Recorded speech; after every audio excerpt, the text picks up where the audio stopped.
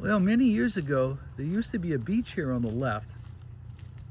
And how I know that is because I used to have swimming lessons here. There used to be a lifeguard posted right over here where these little dinghies are parked nowadays. And the dock used to go to the left, used to swing to the left out to where those two posts are. And we used to dive off the end of the dock. So things have changed through the years.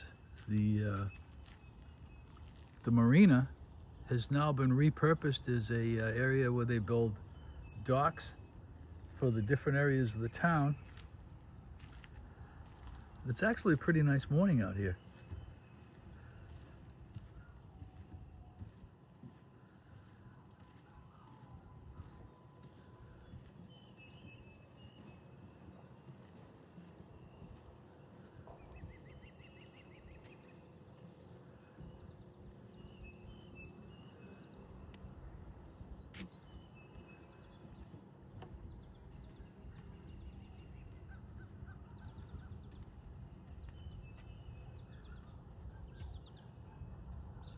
Pretty peaceful out here this morning.